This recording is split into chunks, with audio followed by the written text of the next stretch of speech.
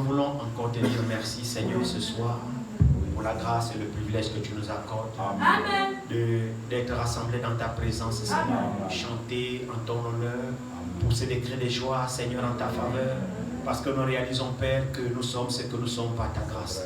Merci encore, Père, pour tous tes bienfaits. Merci de ce que ton choix s'est reposé sur nous. Nous sommes conscients que nous ne valons rien. Nous ne savons rien. Il n'y a rien de bon à nous, Père. Mais nous-mêmes, nous sommes stupéfaits de savoir que, Seigneur, ton choix s'est reposé sur des pauvres indignes comme nous. Il n'y a rien de bon à nous, Seigneur. Nous sommes certainement les plus grands pécheurs. Mais qu'avons-nous fait? Rien du tout. C'est pourquoi nous t'élevons ce soir. Nous te glorifions. Et nous voulons dire comme l'apôtre Paul que ta grâce envers nous n'a pas été vaine. Seigneur, aide-nous à racheter le temps car les jours sont mauvais. Révèle-nous encore ta parole, Seigneur, alors que nous venons de lire une portion. Donne-nous le contexte qui est le nôtre ce soir. Nous savons que nous sommes rassemblés en ton nom et dans ta présence. Et tu connais notre état de besoin. Tu n'as jamais manqué de nous parler, Seigneur. Puisses-tu encore le faire ceci, cette fois-ci, ce soir, afin que nous puissions nous réjouir dans ta présence, Seigneur. Car devant toi, ô Dieu, il n'y a pas de manquement. Devant toi, tu combles nos cœurs. Devant toi, tu combles nos attentes, Seigneur. Tu es le Dieu dont nos âmes ont besoin. Tu pourvois et tu souviens à tous nos besoins. Merci pour tous tes bienfaits. Bénis ta parole qui vient d'être lue. Bénis-la dans nos cœurs. Bénis les oreilles qui ont entendu. Bénis surtout les cœurs qui vont la recevoir. Ouvre les lèvres de celui qui parlera. Dispose-nous tous, mon Père bien-aimé, sous ton contrôle. Que aucun esprit, Seigneur, ô Dieu, ne se dérobe devant toi. Mais que tout esprit te soit soumis maintenant ce soir. Bénis chacun de nous. Prends le contrôle de toutes choses. Soit avec mon frère, soit avec ma soeur. C'est dans le saint nom de Jésus que nous t'avons prié, Père. Amen.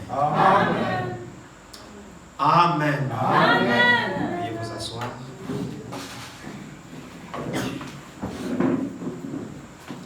Que le Seigneur vous bénisse tous ce soir.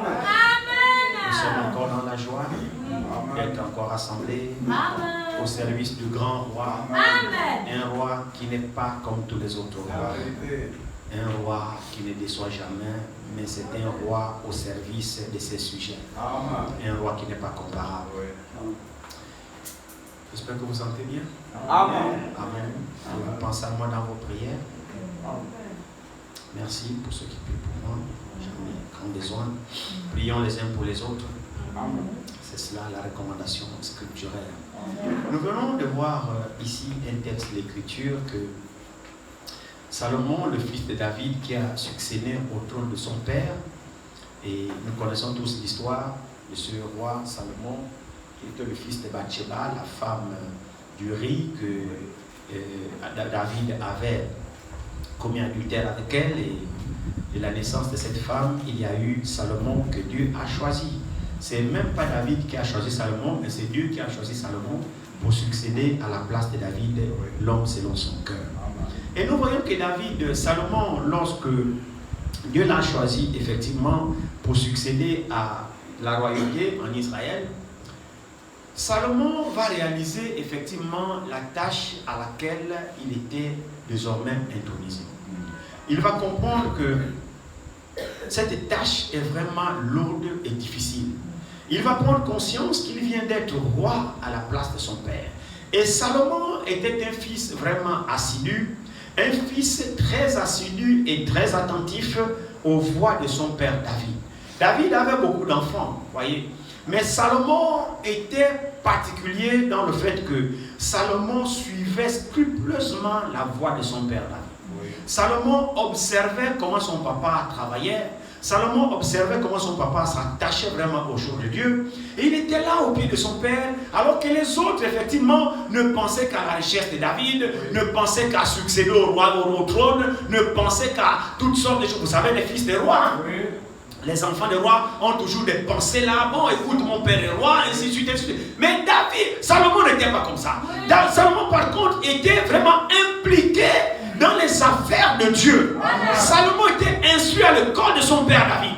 Et pourtant, David, ce n'était pas le seul enfant. Mais Salomon avait une particularité de comprendre effectivement ce que son père faisait et voir comment son père, Salomon, observait l'attachement de David selon les affaires de Dieu. C'est extraordinaire. Je ne sais pas si on peut encore avoir des enfants comme ça aujourd'hui.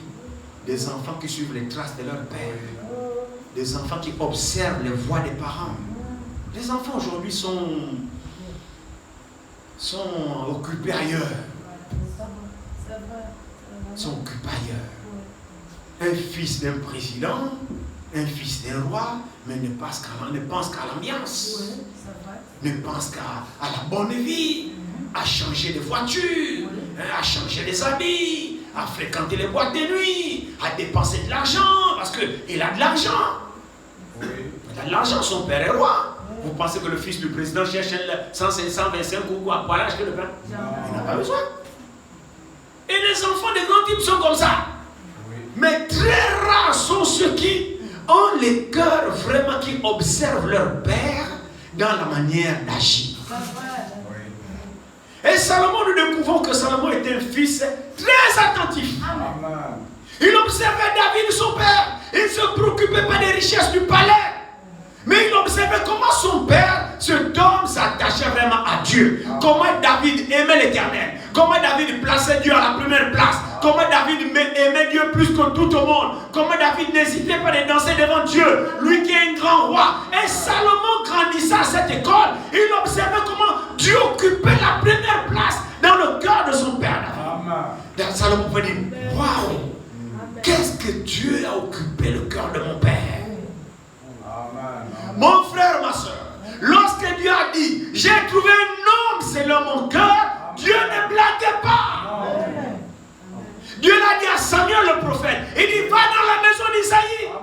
J'ai rejeté Saül comme roi parce que Saül ne m'a pas obéi. Saül n'a pas persévéré dans mes voies.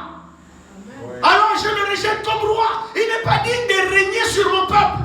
Parce qu'Israël est le peuple de Dieu. Alors celui qui doit présider aux destinées d'Israël doit être celui que Dieu a choisi. Non pas celui qui se bagarre pour diriger ce peuple. Non, il faut que ce soit celui. C'est la vérité, frère. Amen. C'est vrai. Amen.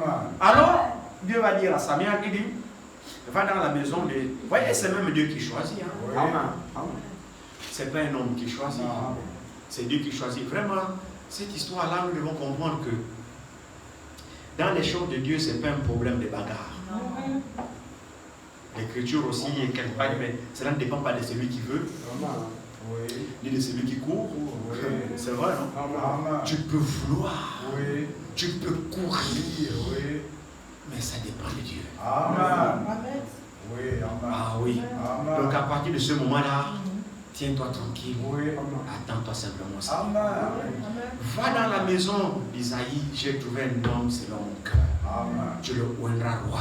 C'est lui que j'ai choisi pour présider aux destinées de mon peuple. Samuel s'est rendu là-bas, ainsi de suite. Et puis il a demandé à Jessé.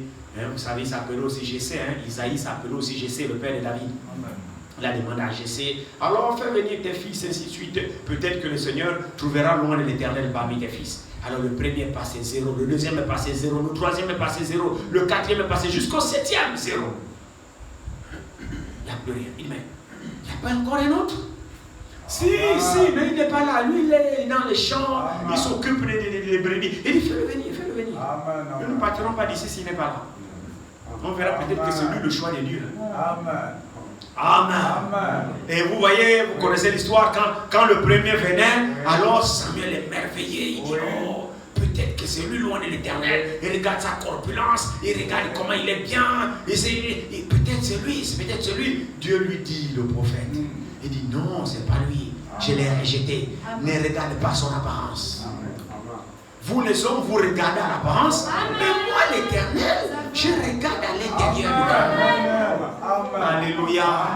Donc ce n'est pas le bruit que nous faisons, mais c'est par contre ce qui est enfoui à l'intérieur de nous. C'est ça le trésor caché. Quelles sont les dispositions de ton cœur? Ce n'est pas parce que tu veux jouer l'intéressant devant les frères et les sœurs et qu'on sache que tu es quelque chose. Ce n'est pas ça. Tu peux nous épater, nous autres, il n'y a pas de problème. Nous sommes les hommes, mais cherche à épater Dieu. Alléluia. Ce qui est important, c'est ce qui est à l'intérieur. C'est ça que Dieu voit. Même si les hommes ne voient pas ça, Dieu sait ce qui est à l'intérieur de toi. Et c'est ça que Dieu poursuivra. C'est ça que Dieu défendra. Même si les hommes te combattent, Dieu combattra pour toi. Parce que cette chose, c'est Dieu qui l'a mise à ton intérieur.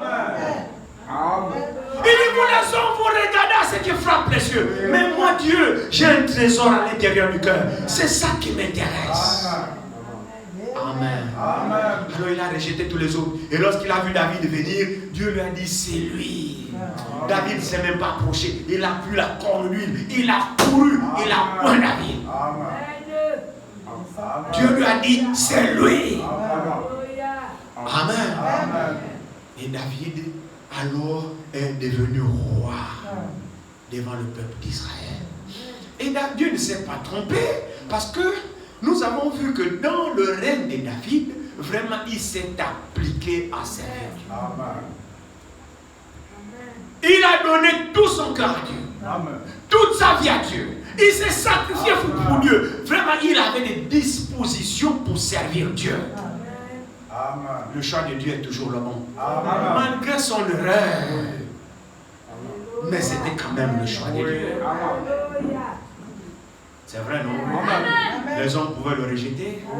Dieu a dit, c'est lui. La question que j'ai à poser à l'église, est-ce qu'avant de choisir David, Dieu savait que David serait un adultérien? Dieu savait qu'il serait un meurtrier. Dieu le savait. Mais quand même, Dieu dit, j'ai trouvé un homme selon mon cœur. Quelle déclaration! Un assassin peut alors être selon le cœur de Dieu. Un adultérien peut alors être selon le cœur de Dieu. Mais si Dieu a qualifié comme ça, toi tu es qui pour t'opposer?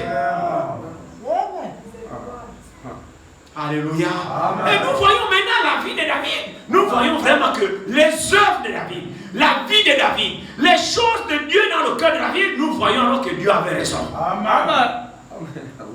Dieu avait raison. Parce que Dieu a occupé la première place dans le cœur de David. Alors Salomon observait son père. Il regardait comment son père, vraiment, la parole de Dieu occupait de grandes places dans le cœur de David. Amen. Et c'est lui qui écrit dans le psaume, qui dit, mais je sais ta parole dans mon cœur, de peur de pécher contre toi. Donc la parole de l'Éternel n'était pas dans la tête de David, non, elle était dans le cœur de David. Amen. Amen. Il dit, instruis-moi, Seigneur. Montre-moi le chemin que je dois suivre. Le cœur de David, chaque jour, il voulait apprendre de Dieu. Il voulait être instruit. Il voulait être conduit en avant dans les choses de Dieu. David, frère, c'est vrai. David voulait nous communier intime avec Dieu. Et regardez, même après son péché, David a été tellement abattu. C'est ça l'attitude des enfants de Dieu. Vous savez, frère, ce n'est pas du fait de trébucher qui est important. Non, nous trébucherons tous. Amen. Mais c'est par contre l'attitude que nous avons quand nous avons pris conscience qu'on a trébuché. Nous sommes dans quel état et quelles sont les résolutions que nous prenons. Amen. C'est ça qui détermine effectivement l'homme ou la femme selon le cœur de Dieu. Amen. Oui, il n'y a pas que l'homme selon le cœur de Dieu, il faut qu'il y ait aussi des femmes selon le cœur de Dieu. Parce que Dieu a des hommes et des femmes. Amen. Amen. Amen. C'est placer Dieu comme priorité dans votre vie. Amen. C'est placer les choses de Dieu comme priorité devant tous vos besoins. Amen. Quoi que cela vous coûte, Dieu d'abord. Amen. Même s'il faut dormir affamé, Dieu d'abord.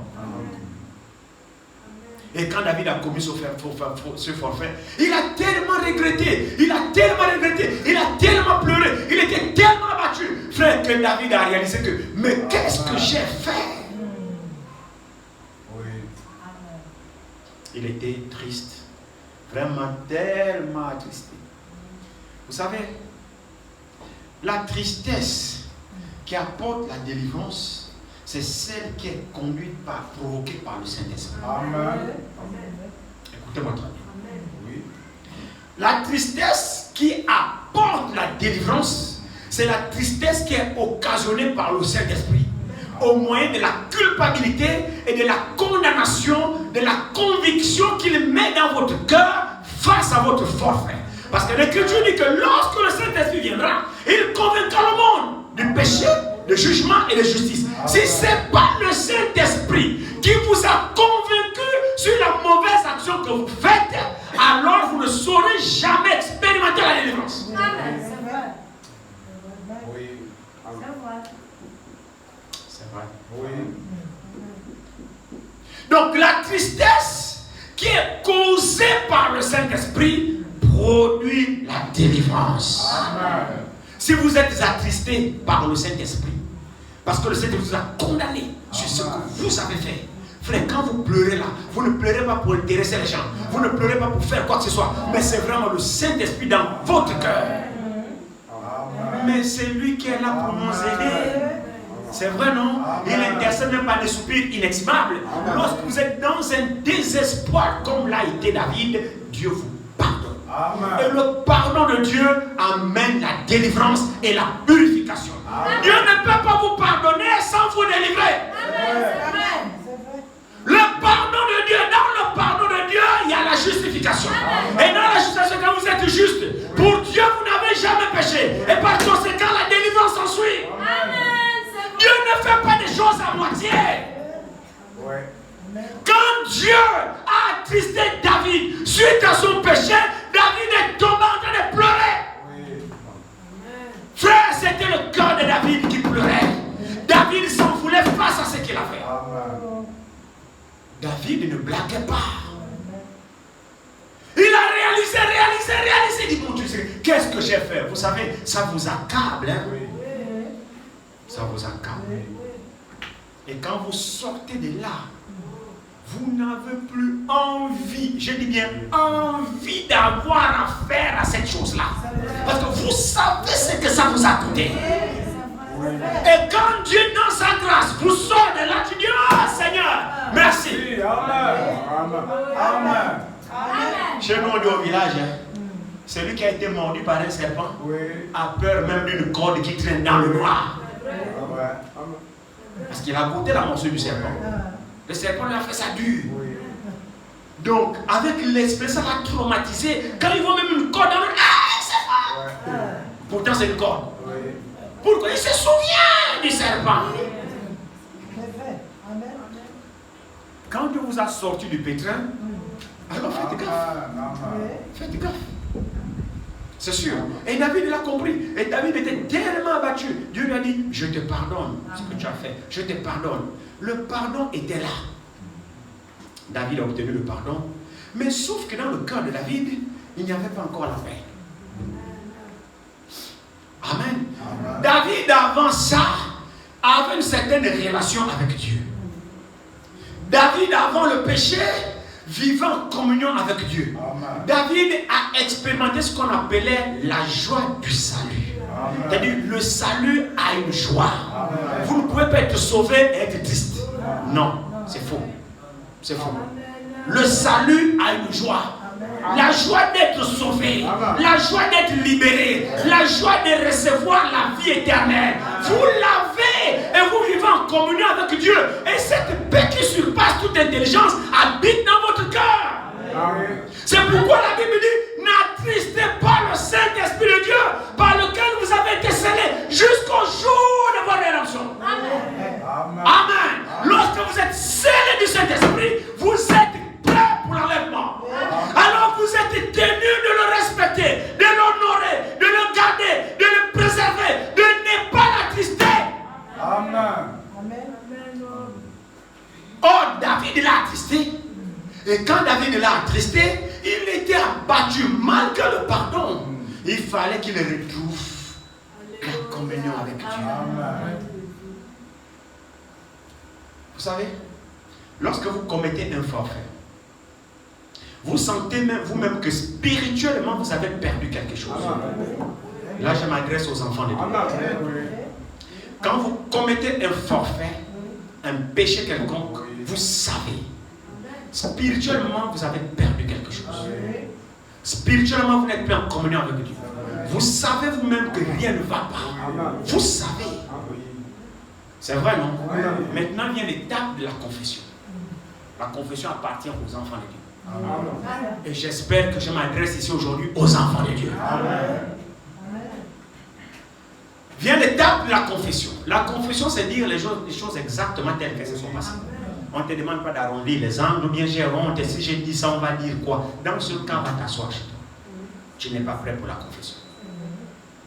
Les confessions bâclées, Dieu n'en a pas besoin. Et le diable nous attrape à ce niveau-là.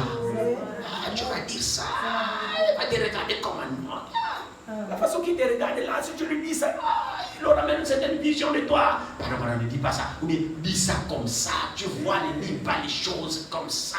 Là, tu es en train d'obéir au diable. Maintenant, la question est celle-ci. Est-ce que c'est le Saint-Esprit qui te convainc de confesser? Mon frère, si c'est lui qui te convainc de confesser, tu n'auras même pas à tergiverser ni à aménager des langages. Tu appelles le chien par son nom. Parce que tu n'as pas le temps pour réfléchir. Tu veux t'en débarrasser. C'est ça le pouce à bout. Mais quand vous voyez quelqu'un choisir les mots dans la confession, la personne n'est pas prête. Vous savez, c'est des choses que nous vivons nous autres dans le service divin. C'est des choses que nous vivons nous autres par rapport aux âmes qui viennent vous voir. On sent ça en fait. On sent. Mais vous savez, on ne peut pas vous dire ces choses. On est là, on vous observe. Mais on sent en fait que tu ne le fais pas avec conviction. Mais c'est pas bien. C'est pas bien. Quand vous voulez confesser, faites-le de tout votre cœur. Avec le souci de vous en débarrasser. Et une fois c'est fait, vous avez brisé quelque chose avec Dieu. Vous avez brisé quelque chose. Maintenant, vous devrez bosser pour retrouver ça. Amen. Vous devez travailler pour retrouver ça. David avait le pardon, mais la joie du salut, il ne l'avait plus. C'est-à-dire cette sensation-là que l'on ressent dès qu'on est en communion avec Dieu, là, cette chose-là est partie. Le pardon, il avait. Mais la relation, la joie qui procurait le salut, David a perdu ça. Jusqu'à ce qu'un jour il prie, il ne sent plus la présence de Dieu. Il ne ressent plus cette communion intime. Il ne ressent plus l'onction. Il ne ressent plus le spirituel. Il ne ressent plus le surnaturel. C'est ça la joie du salut. C'est-à-dire vous vivez dans une atmosphère spirituelle en communion avec votre Dieu. Amen. Et David, ces choses-là l'avait quitté. C'est pourquoi je dis maintenant, Seigneur, je sais que tu m'as pardonné, mais j'ai perdu quelque chose. Rends-moi la joie de mon salut. J'étais toujours joyeux dans ta maison. Lorsqu'on me dit, allons à la maison éternelle, je suis dans la joie. Mais cette joie m'a quitté.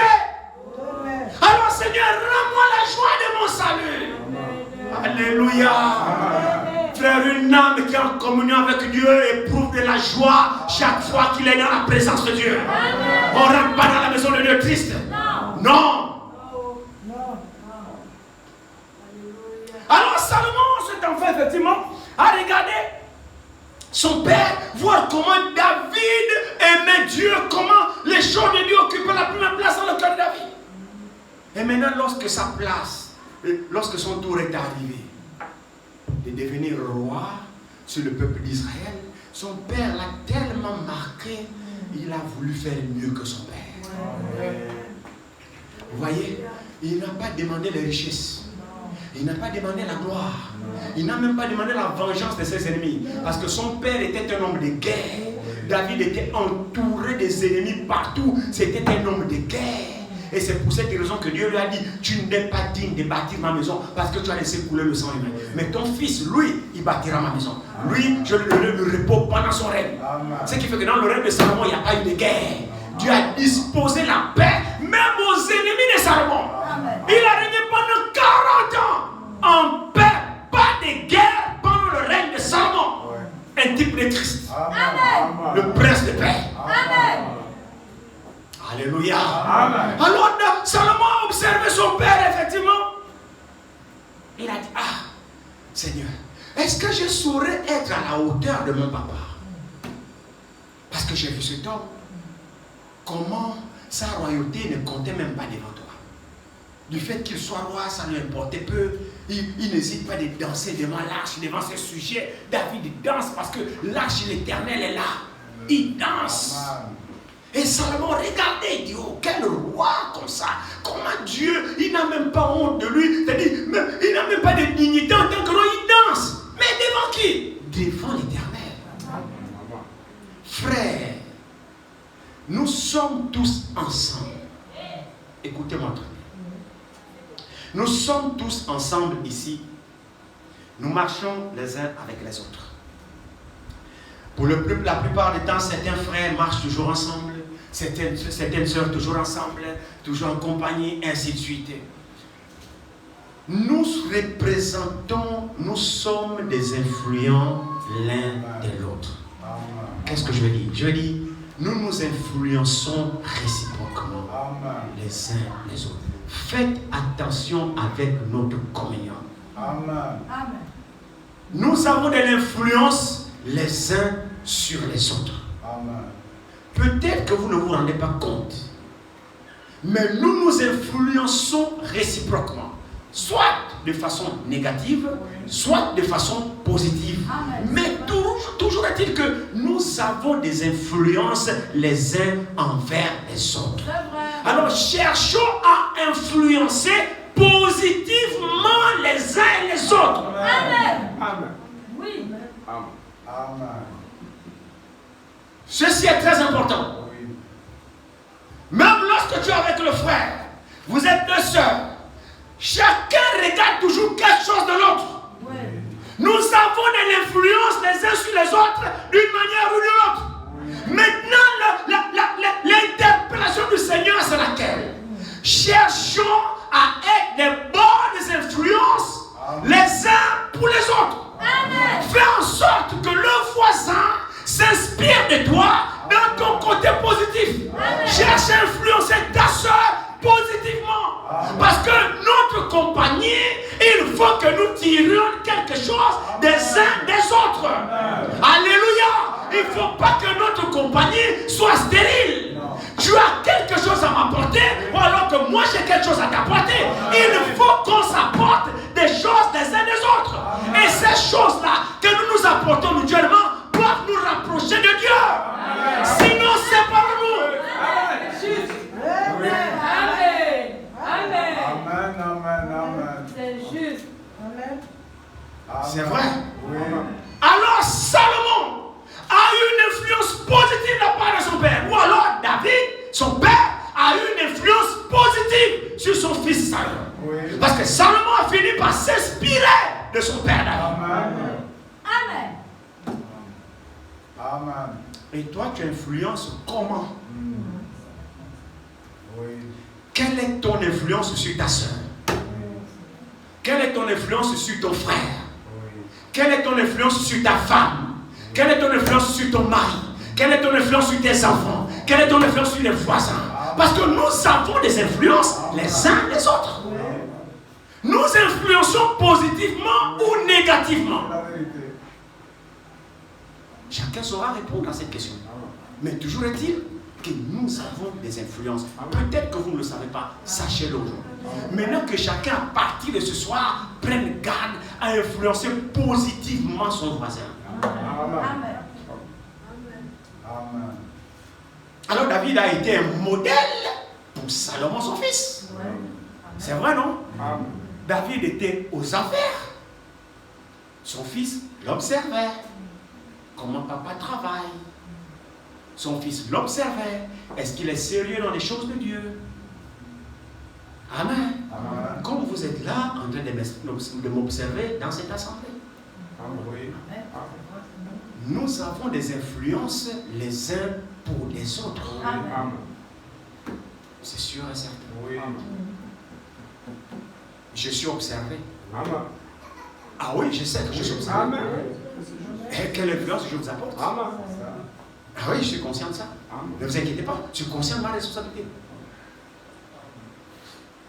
Amen. Mais vous aussi, oui. Vous devez aussi influencer. Amen. Vous m'influencez comment? Positivement ou négativement? Amen. Alors nous voyons que David, lorsqu'il était aux affaires, il a été vraiment un exemple. Il a été un exemple. Comme on dit le conducteur, soyez le modèle du troupeau. Amen. C'est vrai, non? Amen. Nous ne sommes pas toujours là pour vous donner des leçons. Mais il y a des écritures qui concernent aussi les conducteurs. Les conducteurs doivent être des modèles de troupeau. Parce que le troupeau observe les conducteurs. David, étant conducteur, devrait être un modèle. Et il a été pour son fils Salomon. Parce que Salomon observait, quoi qu'il fût son père, Mais quand même, David a manifesté du zèle pour les affaires de Dieu. Amen. David n'était pas un paresseux. Non. David n'était pas un paresseux. Pour les choses de Dieu, frère, les choses de Dieu passent en première place pour David. C'est sûr. J'espère que vous saisissez quelque chose. Amen.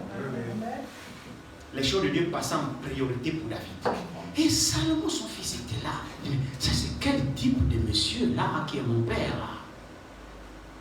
Vraiment, Dieu est pour lui numéro 1. Même nous, ses enfants, passent derrière.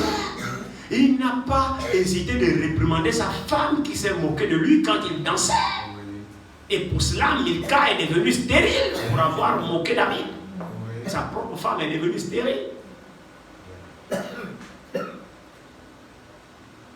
Alors David a été d'une influence positive pour Salomon et cela a impacté Salomon. Quand Salomon est devenu roi à la place de David, Salomon a dit, oh, est-ce que je serai à la hauteur? Amen. Amen. Amen. Alléluia. Amen. Nous sommes aujourd'hui devant le peuple de Dieu. Nous nous tenons devant le peuple de Dieu. La question que chaque conducteur ou chacun qui a un office doit se poser, c'est de se dire, est-ce que je suis à la hauteur pour servir le peuple de Dieu? Parce que nous ne sommes pas ici pour jouer. Nous ne sommes pas ici pour nous faire voir. Nous ne sommes pas ici pour jouer les intéressants. Mais nous sommes ici pour servir le peuple de Dieu. Dieu nous a choisis et nous a mis à son service. Et la manière de servir Dieu, c'est être au service de son peuple. Et le peuple regarde à ses conducteurs. Amen. C'est une lourde responsabilité. Amen. Une très lourde responsabilité que nous avons les uns à l'endroit des autres. Vous comprenez que ce n'est pas des jeux ici. On ne se tient pas ici pour faire ambiance. Non. On a une lourde responsabilité ici. Vous savez, vous pouvez faire certaines choses. Facilement, ce serait acceptable. Mais moi, faire les mêmes choses que vous faites, ce serait difficilement acceptable. C'est comme ça. Malheureusement, c'est comme ça. Vous pouvez faire certaines choses. Maintenant, je ne vous encourage pas à les faire. C'est pas ce que j'ai dit. Non. Parce qu'on sait. Ah, il a dit qu'on peut. Je n'ai rien dit. J'ai dit seulement que il y a certaines choses, on peut être clément avec vous sur certaines choses facilement, comme sera l'être sur certaines choses sur moi. Oui. Oui. Et c'est normal. Alors nous avons une responsabilité. Et nous devons l'assumer. Nous devons vraiment l'assumer. C'est pourquoi ce n'est pas des jeux quand on se tient ici. Ce n'est pas pour jouer l'intéressant. Non. Ce n'est pas pour dire que bon, moi je sais prêcher, j'ai lu 5 brochures. Ça n'a rien à voir. Ce n'est pas de ça dont il s'agit. C'est une lourde responsabilité. C'est pour cette raison, peut-être vous n'avez pas compris, quand je vous demande de prier pour moi, je réclame vos prières tous les jours. Pensez à moi dans vos prières. On en a besoin, nous autres. Parce que c'est compliqué. Mais nous comptons sur la grâce de Dieu. Nous voulons être des influenceurs positifs. Pas des influenceurs d'Internet. Ce n'est pas de ça dont il s'agit. Encore qu'il y en a aussi des influenceurs là. Et apparemment, ce sont eux-mêmes qui influencent même le monde. Des influenceurs. Pourquoi? Parce qu'il est dans les réseaux sociaux, il suffit de quelque chose et il influence tous ceux qui sont connectés. Mais nous voulons influencer spirituellement de la bonne manière. Et notre influence doit amener ceux qui sont influencés par nous à Dieu. Pas dans les conneries. Nous sommes des influenceurs, si possible, divins. Amen. Hein? Passez-moi l'expression. Nous voulons être des influenceurs divins qui influencent positivement le peuple pour inciter le peuple à se rapprocher, à se connecter avec Dieu. Donc notre influence doit être positive dans nos actions, dans nos comportements, dans notre vie, dans notre langage, dans notre façon de faire. Amen. Nous représentons une influence. Amen. Amen. Peut-être vous ne le savez pas. Il y a une âme qui est peut-être faible, Oui. qui s'inspire de toi sans te le dire. Oui. Amen. Amen. Il y a une âme qui est faible, Oui. qui t'apprécie dans l'église, qui observe ton comportement et qui t'admire, qui s'inspire de toi dans le silence sans que tu le saches. Amen. C'est vrai. Amen. Est-ce que vous le savez? Amen. Mais laissez-moi vous l'apprendre ce soir. Amen. Nous représentons des influences des uns pour les autres. Il y a une âme qui est faible là, qui t'estime dans l'assemblée. Il regarde toujours ta façon d'être, ta façon de te comporter, ta façon de parler. Et dans son secret avec Dieu, il dit, oh Seigneur, je voudrais être comme tel frère, je voudrais ressembler à telle soeur, mais toi tu ne le sais pas. Alors tu représentes une influence pour une âme quelque part. Veille sur tes pas. Amen. L'âme là n'est pas toujours obligée de venir te le dire, mais l'âme a l'œil sur toi. Amen. C'est pourquoi l'Écriture dit, ne soyez pas une pierre d'achoppement les uns pour les autres. Amen. Alléluia. Amen. Le jour que tu vas commettre une gaffe, les dégâts sont inestimables. Tu penses que c'est seulement toi, mais non. Non, il y a quelqu'un qui t'observe. Amen. Amen. C'est ça. La vie éternelle, c'est pas vivre pour toi-même. La vie éternelle, c'est vivre pour les autres. Alors moi, je me fais violence parce qu'il y a quelqu'un qui me regarde. Je suis un modèle, un exemple pour quelqu'un. Amen. Alors il ne faut pas que ma vie la chope. Amen. Amen. Moi, je pense peut-être que je suis libre de faire ce que je veux. Non, je ne suis pas libre. Amen. Amen. Même si je veux, je ne suis pas libre. Amen. Amen. Il y a quelqu'un qui me regarde. Amen. Il suffit que ce quelqu'un-là apprenne que... Oh, ah bon? Même lui. Amen. Oh, pourquoi la soeur là? La soeur, non, la soeur là, oui. Ah! La soeur que je prenais pour exemple, vraiment la soeur là. Vous voyez? Vous voyez, non? Tu pensais que ça te regarde toi seul? Non! Tu causes des dégâts que tu n'imagines pas la portée. Que Dieu nous aide. Amen. Que Dieu nous aide. Amen. Nous ne vivons pas pour nous-mêmes. Nous vivons pour les autres. Amen. Notre vie est un sacrifice pour les autres. Amen. Même si tu aimes les autres, à cause du prochain, ne le fais pas. Il y a quelqu'un qui t'observe, mais toi, tu ne le sais pas. Au travail, il n'y a aucun collègue ici, aucun frère ici, aucun bien-aimé. Alors j'ai fait le boucan, tu prends un verre de regarde, tu bois. Tu ne sais pas ce que tu fais. Tu ne sais pas. La chose que vous semblez ignorer, c'est quoi? Tu es parmi les collègues au travail, ou les condisciples à l'école, j'en sais rien. Il n'y a pas un frère, il n'y a pas une soeur, il n'y a pas un bien-aimé là. Tu te dis, bon, tu es en récréation en fait, personne ne te voit. Plus qu'on a plus peur de bien-aimé que de Dieu. Donc il suffit qu'un bien-aimé ne soit pas là, tu te sens libre, quartier libre, tu fais ce que tu veux. Mais la chose que vous ignorez est celle-ci, s'il vous plaît. Tu es avec des collègues à l'école, des condisciples ou des collègues de travail qui ne sont pas des croyants. Mais eux savent que tu es croyant. D'accord? Leur tour de croire n'est pas encore venu. Ils savent que tu es croyant, mais tu te comportes d'une manière indigne devant eux. Ils voient ta vie. Alors le jour là, tu ne sais pas.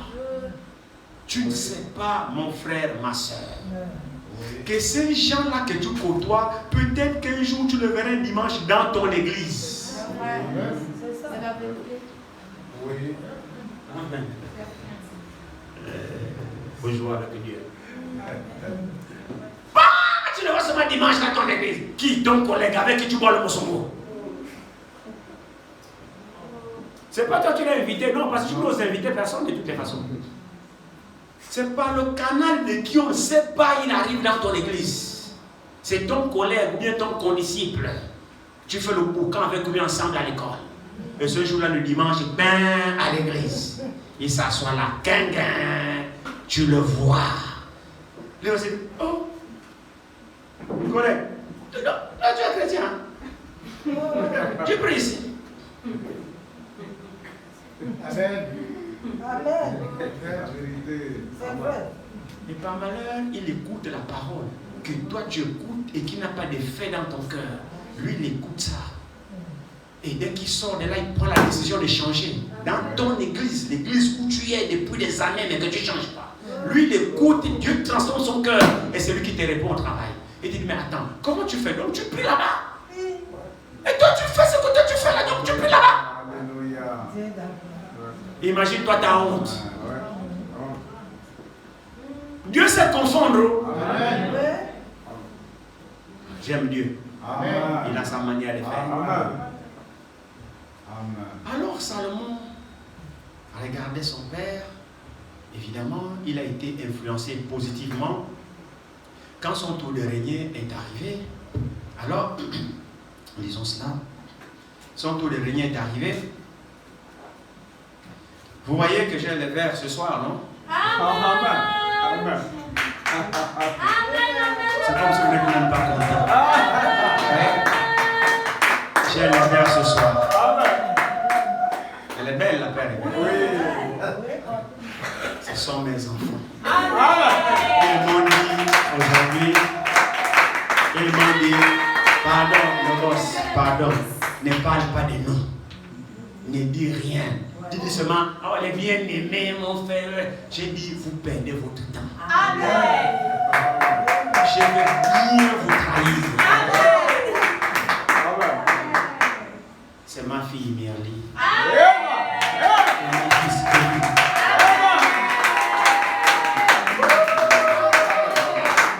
Qui m'ont offert cette merveilleuse paire de verres. Ma fille Mirly et mon fils Kevin. Amen. Elle a fait quelque chose aujourd'hui quand elle m'a appelé. Il dit, papa, viens prendre le reste d'argent, tu vas aller chercher la paire de lunettes. J'avais oublié un jour, je ne sais pas si c'était pour le colis ou quoi, je me suis rendu, ou peut-être consulter ou quoi, je ne sais pas. Et j'avais dû payer 2000, je ne sais même pas. Et là aujourd'hui, là j'arrive, elle me remet l'argent. Elle me tend l'argent, elle me dit, là dans les 5000 là, c'est les 2000 que tu avais payé avant là. Je dis, oh mais maman, comment je peux faire? Il dit non. Et puis dans cette histoire de tes yeux, tu n'as même pas 100 francs à débourser. Amen. Tu avais dépensé 2000 francs, je te rembourse tes 2000 francs. Amen. Amen.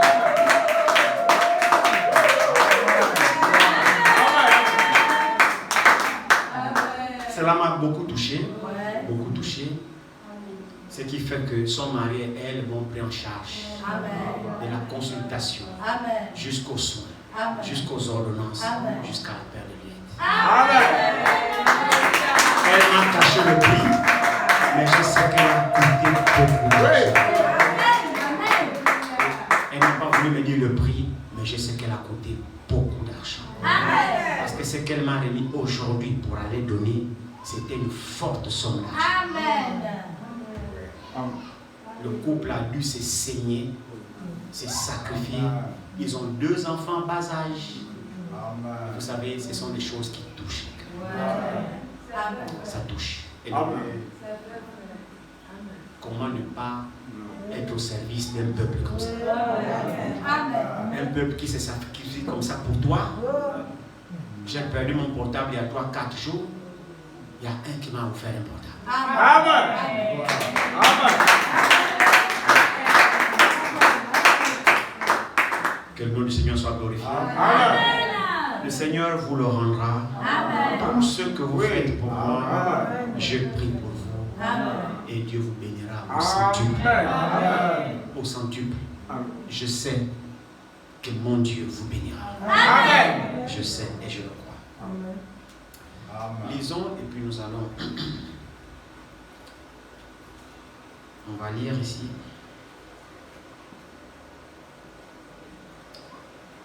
Commençons au verset 3. Salomon aimait l'Éternel et suivait les coutumes de David et son père. Vous avez entendu ça? Amen. Salomon aimait l'Éternel et suivait les coutumes de David et son père. Seulement c'était sur les hauts lieux qu'il offrait des sacrifices et des parfums. Le roi s'est rendu à Gabaon pour y sacrifier,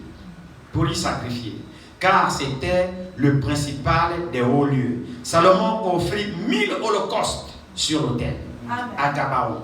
L'Éternel apparut en songe à Salomon pendant la nuit.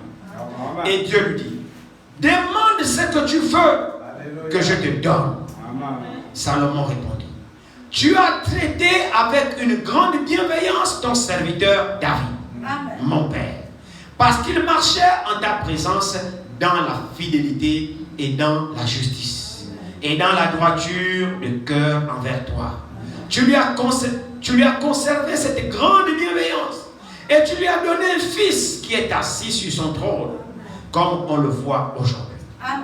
Maintenant, Éternel mon Dieu, tu as fait régner ton serviteur à la place de David mon père. Et moi, je ne suis qu'un jeune homme. Je n'ai point d'expérience. Ton serviteur est au milieu du peuple que tu as choisi. Peuple immense qui ne peut être ni compté ni dénombré à cause de sa multitude. Accorde donc à ton serviteur un cœur intelligent. Pour juger ton peuple. Pour discerner le bien et le mal. Car qui pourrait juger ton peuple? Ce peuple si nombreux. Amen. Verset 10. Exaucement de la prière de Salomon. Cette demande de Salomon plut au Seigneur. Et Dieu lui dit, puisque c'est là ce que tu demandes, puisque tu ne demandes pour toi ni une longue vie, ni les richesses, ni la mort de tes ennemis, et que tu demandes de l'intelligence pour exercer la justice, voici j'agirai selon ta parole. Je te donnerai un cœur sage et intelligent. Ah, donne-le-moi, Seigneur. De telle sorte qu'il n'y aura eu personne avant toi et qu'on ne verra jamais personne de semblable à toi. Je te donnerai en outre ce que tu as demandé, ce que tu n'as pas demandé. Donc Dieu peut le faire. Je te donnerai en outre ce que tu n'as pas demandé, des richesses et de la gloire, de telle sorte qu'il n'y aura pendant toute ta vie aucun roi qui soit ton pareil. Amen. Amen. Cherchez premièrement le royaume des cieux et sa justice, et toute chose vous sera donnée par la suite. Salomon a demandé quoi? Il n'a pas demandé la richesse. Il n'a pas demandé la vengeance. Il n'a pas demandé la gloire. Il n'a pas demandé les biens de ce monde. Dieu lui apparaît en songe. Il dit, Salomon, il dit, me voici. Il dit, demande tout ce que tu veux. J'ai toujours pensé, j'ai dit, oh, Dieu, venir dire à un être humain, demande tout ce que tu veux. Mon frère, ma soeur, si Dieu te disait à toi ce soir, demande-moi tout ce que tu veux.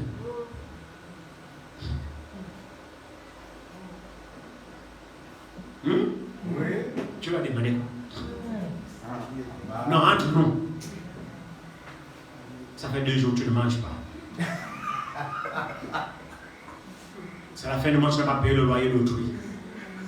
Tu as les factures du courant que tu n'as pas payées. Dieu apparaît et dit, demande ce que tu veux. Toi, tu vas demander quoi? Salut. Amen. Moi, j'ai toujours dit, ne vous inquiétez pas. Dieu ne viendra jamais à nous poser cette question. Dieu est bien sage. Oh, ne vous inquiétez pas. Mais charnel comme nous, Dieu ne commettra jamais cette erreur pour venir demander à quelqu'un qui est rempli de convoitise, un manque de délivrance, un charnel. Dieu dit demande. Non. Non. Dieu dit ça à quelqu'un qu'il sait qui qu'il est né de nouveau. Que les choses du monde lui importent peu. Que les richesses de ce monde lui importent peu. Mais que son cœur est attaché aux richesses divines. Amen. Oui. Ah oui. Donc, ne vous inquiétez pas. Dieu sait. Amen. Dieu sait. Il demande de passer au charnel. Oui. Avez-vous regardé Salomon? Dieu lui dit, demande. Salomon dit, comme il s'est inspiré de son père, il a vu comment son père plaçait Dieu à la première place. Il a reçu une influence positive de la part de son père pour les affaires de Dieu. En fait, David a donné l'amour à Salomon pour Dieu. Amen. Est-ce que vous comprenez ça? David a poussé à Salomon d'aimer Dieu. Parce que la façon que David aimait Dieu, Salomon est tombé amoureux de son père et amoureux de ce Dieu-là. Et Dieu, j'aimerais aussi le servir comme ça. Et ensuite, le Dieu que David adorait n'était pas un Dieu mort. C'était un Dieu qui agissait dans son père David. C'est un Dieu qui délivrait son père des guerres. Donc Salomon voyait Dieu dans la vie de son père. Alors Salomon est tombé amoureux d'un tel Dieu. Parce qu'il a vu comment son père aimait ce Dieu avec amour, le servait avec zèle. Il a dit, Seigneur, je ne veux pas la richesse, je ne veux pas la gloire, je ne veux pas la guerre, je ne veux pas, j'en sais rien moi. Amen. Mais je viens de réaliser une chose. Est-ce que je saurais être à la hauteur de mon père? Amen. Parce que je sais que le Dieu que mon père adore est un vrai Dieu. Un Dieu redoutable, un Dieu tout-puissant. Et j'ai vu comment mon père t'honorait. Amen. Est-ce que je saurais être à la hauteur? Alors s'il te plaît, Seigneur, donne-moi le même cœur que mon père. Donne-moi un cœur qui te craint.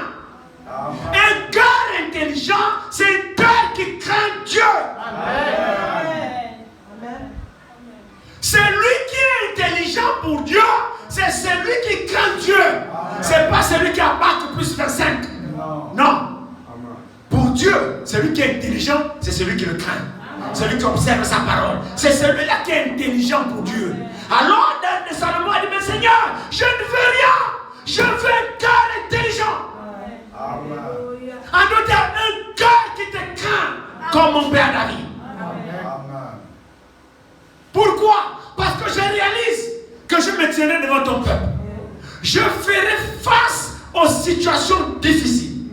Parce que frère, le travail le plus difficile, si vous ne le savez pas, c'est de gérer les hommes. C'est de conduire les hommes. C'est de diriger les hommes. C'est le travail le plus difficile. Parce que chaque homme a son humeur. Chaque homme a ses pensées. Chaque homme a ses humeurs, a ses fonctions, a ses coutumes, a ses réactions, a tout ce qu'il veut. Maintenant, toi, tu dois gérer ça.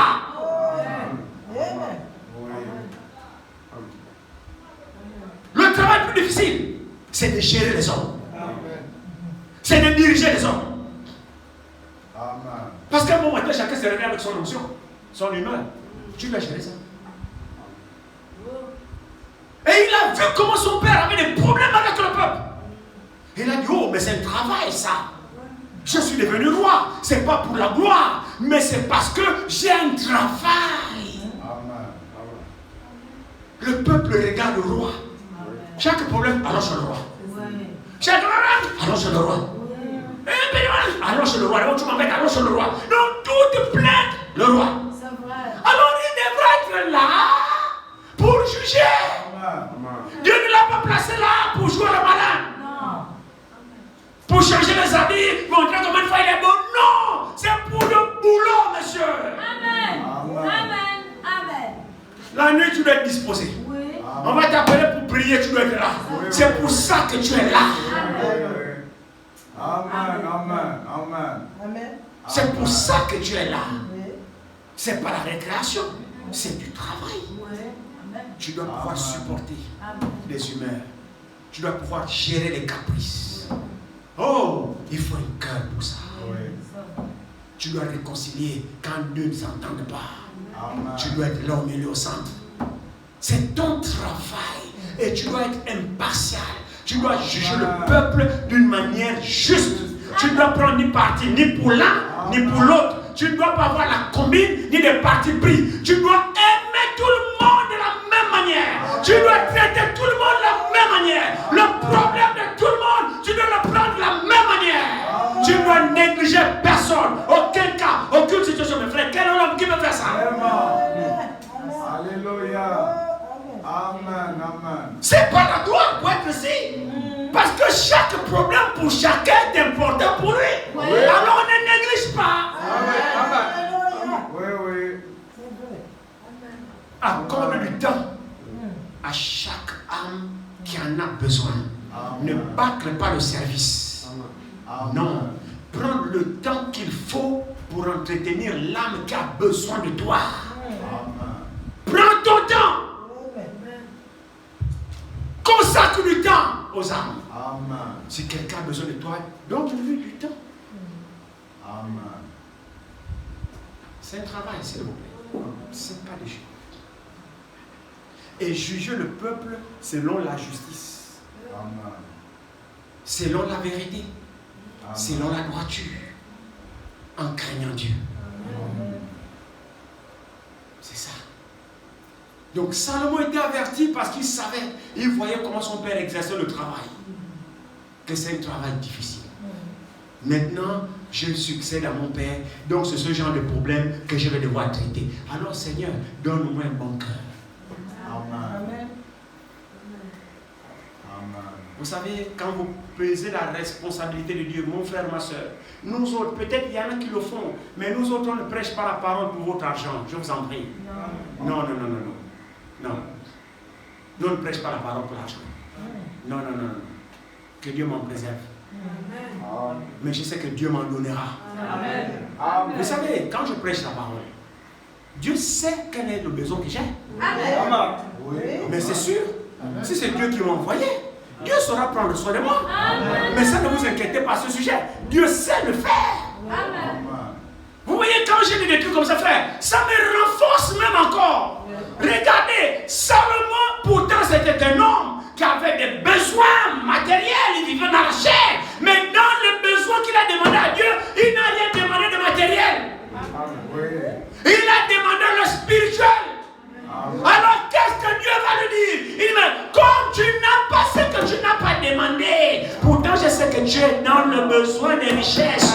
Je sais que tu as besoin des amis, tu as besoin de manger, tu as besoin d'argent, tu as besoin de la gloire, tu as besoin qu'on t'honore, tu as besoin qu'on te respecte, tu as besoin de ça, tu as besoin de ça. Mais tu n'as pas demandé ça. Alors je vais te donner ce que tu n'as pas demandé parce que tu as besoin de ça.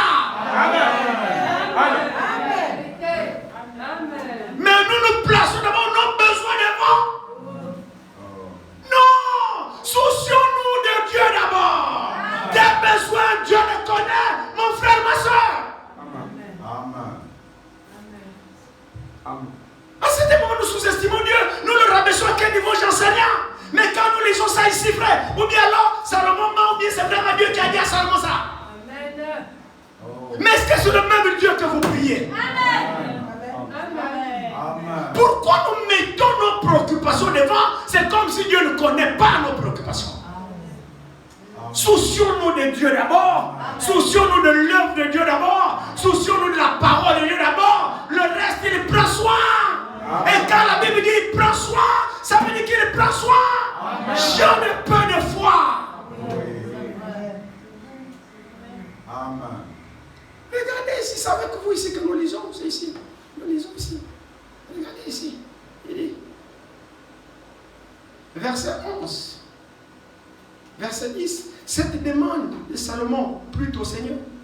Et Dieu lui dit, puisque c'est là ce que tu demandes, puisque tu ne demandes pour toi ni une longue vie, ni les richesses, ni la mort de tes ennemis, et que tu demandes de l'intelligence pour exercer la justice, voici, j'agirai selon ta parole. Amen. Je te donnerai un cœur sage et intelligent, Amen. de telle sorte qu'il n'y aura eu personne avant toi. Excuse-moi, je souffre encore alors que j'ai besoin. C'est le réflexe, vous savez. Voilà. Il dit ici, voici, j'agirai selon ta parole.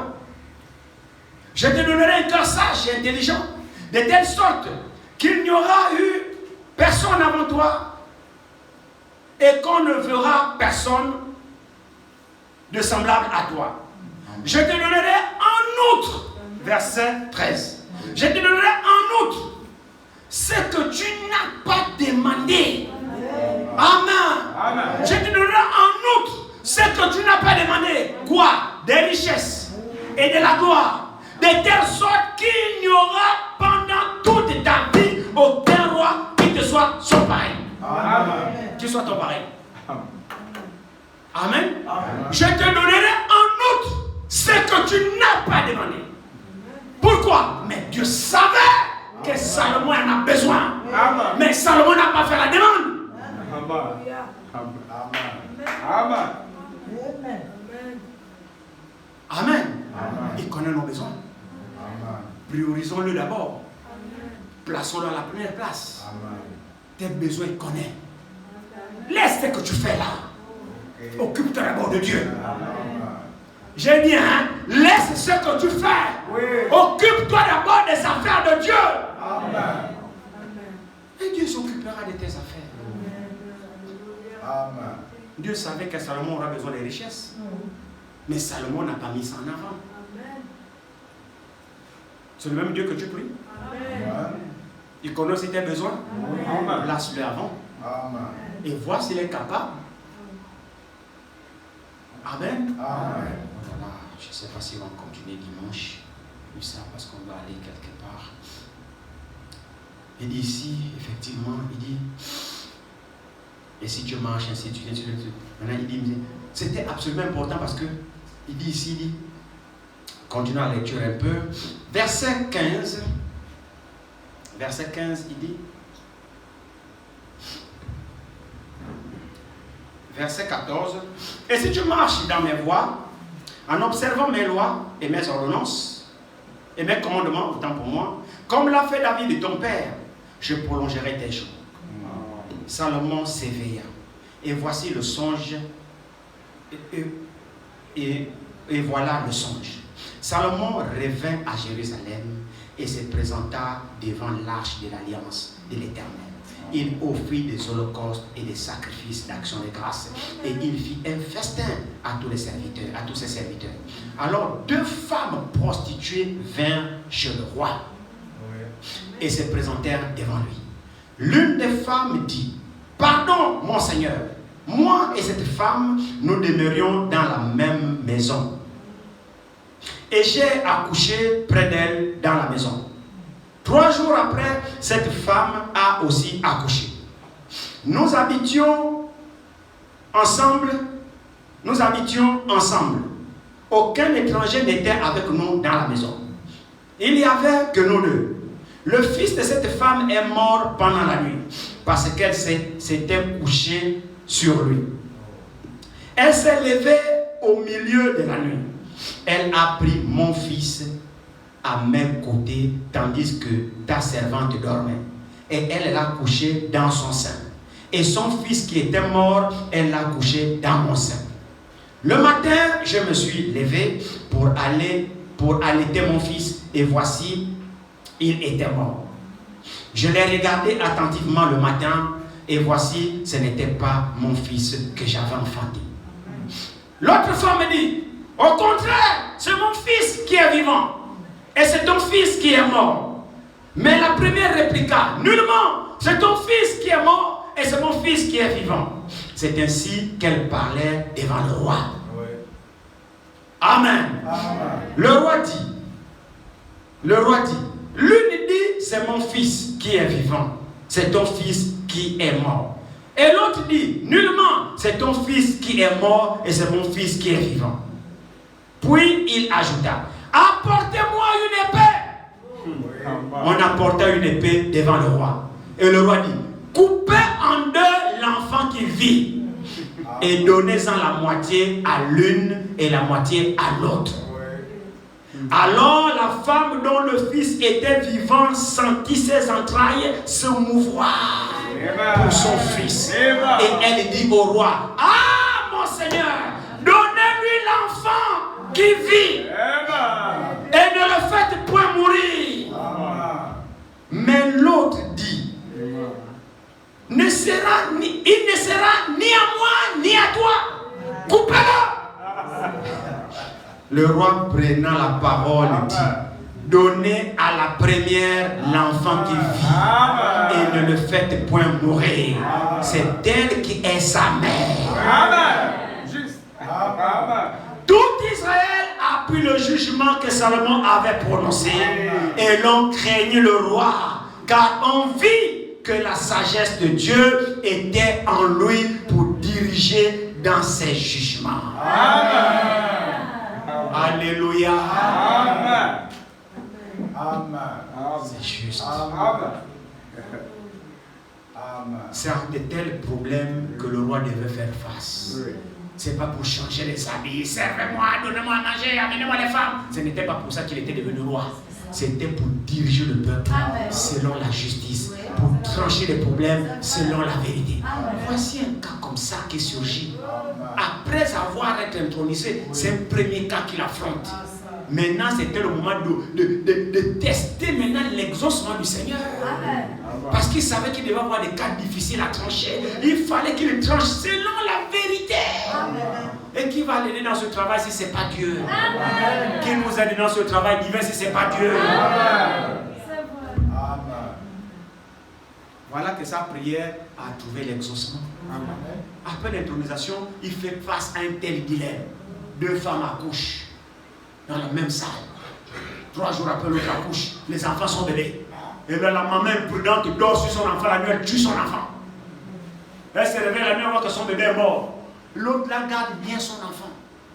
Maintenant la sorcière, elle fait quoi? Elle regarde son enfant qu'elle a tué. Elle prend le cadavre, elle regarde l'autre qui dort, elle part échanger les bébés. Elle prend le bébé vivant qui était dans le sein de l'autre, elle remplace le cadavre, elle prend maintenant l'enfant de l'autre vivant, elle met dans son... Alors la pauvre, quand elle se réveille, elle va allaiter son enfant, elle constate que l'enfant ne bouge plus. Ben, c'est un cadavre. Elle regarde bien. Non, c'est pas mon enfant. Non, c'est pas mon bébé. Les femmes connaissent. Oui, oh. Les femmes connaissent. Oh. Même si elles viennent d'accoucher, elle est là. Vous savez, les sages-femmes montrent toujours à la mère, regarde ton bébé. Le premier regard qu'elle fixe son enfant là, c'est fini. C'est fini. C'est son enfant. Il y a une complicité entre la mère et l'enfant que même le père n'a pas. Le premier regard qu'elle lance sur son bébé là, elle a déjà identifié son bébé. Regarde bien. C'est pas mon enfant. C'est faux. Voisine, viens prendre ton cadavre, donne-moi mon bébé. Quand elle regarde, voici mon bébé là. Ah, c'est faux, c'est ton enfant. C'est mon enfant que tu as volé. Débat entre les deux. Oh, c'est mon enfant, c'est ton enfant. Les deux font du bruit. Bon, allons chez le roi. Vous voyez pourquoi on a établi le roi? C'est pas pour manger des festons au palais. C'est pour traiter les problèmes du peuple. Maintenant, David, tu dois faire face à ton premier palabre, Salomon, à ton premier palabre. Les 2 femmes viennent. Ah, roi, voilà, je dormais, cette femme a échangé mon enfant. Ah, c'est faux, c'est elle qui a trouvé. Ah! Vous savez, les femmes, hein? La voleuse ne tient pas à ce qu'elle soit démasquée. Elle est sincère. Elle ne tient pas à ce qu'elle soit démasquée. Elle va se battre jusqu'à... Maintenant, Salomon est là, il regarde cette femme sincère, il regarde l'autre sincère, personne ne rit. Tu fais comment là? Si Dieu ne t'aide pas, tu fais comment là? Vous voyez que là, la théologie n'a rien à voir. Là. Non, là, les bacs plus 15, ça n'a rien à voir. Là, on a besoin de Dieu qui révèle les secrets. Amen. Pour le service de Dieu, on a besoin de Dieu. Amen. Je vous le dis. Amen. Salomon lapin, il regarde. Je te dis roi. Il regarde. Je te dis roi. Parmi les deux, il y a une vraie, il y a une comédienne. Oui. Mais les deux sont pareils, ils sont sérieuses. Salomon peint, il dit, ah, j'ai fait comment? J'imagine Salomon en prière. Il dis, Seigneur, je t'ai demandé un cœur intelligent, un cœur sage pour juger ton peuple. Voici la situation dans laquelle je suis. Aide-moi, Père. C'est vrai, non? Quand nous quittons ton bureau pour venir, Seigneur, place tes paroles dans ma bouche. Ton peuple est venu t'écouter. Ils ont des problèmes. Je ne connais pas. C'est comme ça que nous faisons. Et Dieu qui est fidèle, place toujours le temps. Dieu, où est son serviteur? Pendant qu'il est là devant un tel dilemme, Dieu, où est son serviteur? David dit, mes serviteurs, oui, apportez-moi une épée. Amen. Quelle inspiration! Quelle inspiration! Les choses de Dieu se font par inspiration divine. Dieu inspire à son serviteur, dit, demande l'épée. Savez-vous ce que l'épée signifie? La parole. Amen. Porte-moi l'épée. Elle discerne les pensées et les intentions du cœur. La parole révèle les secrets. La parole révèle les pensées, discerne les pensées et les intentions du cœur. Donc, en chaque situation, serviteur de Dieu, sers-toi de la parole, qui est l'épée de l'esprit. N'utilise jamais les sentiments, n'utilise jamais n'importe quoi. Prends l'épée comme l'a fait Salomon.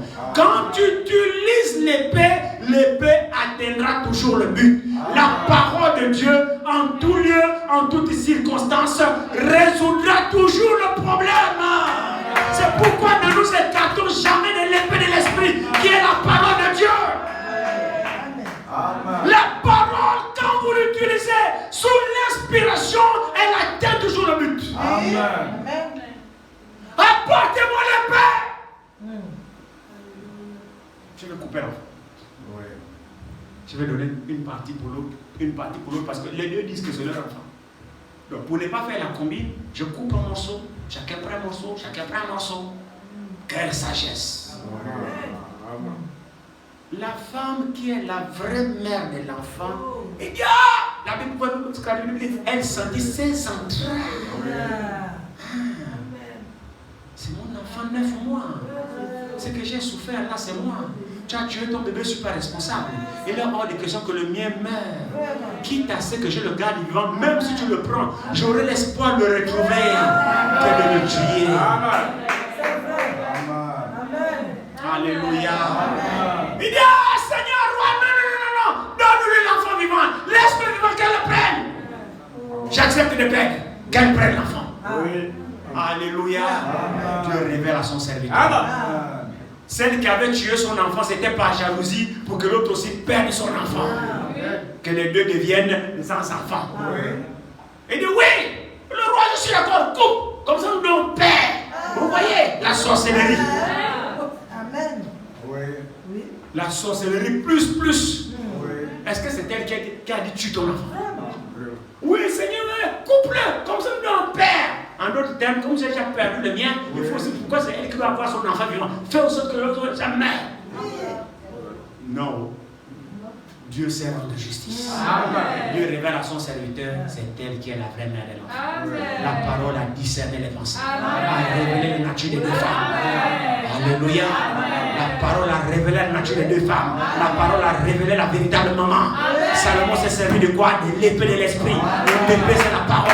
C'est pour ça qu'il a demandé à Dieu, donne-moi la sagesse et un cœur intelligent pour juger ton peuple. Et Dieu lui a donné la sagesse. Et Jésus, lorsqu'il vient, il dit, il y a ici plus que Salomon. Les gens couraient partout pour entendre la sagesse de Salomon.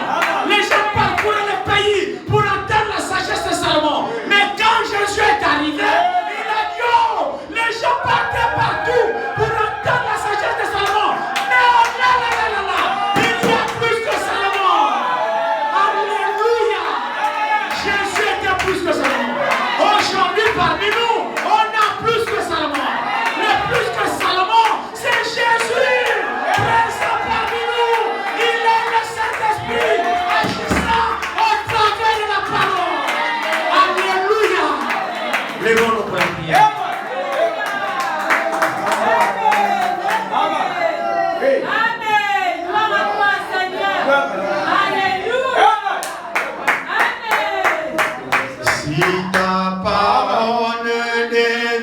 peut avoir recours. Sur quoi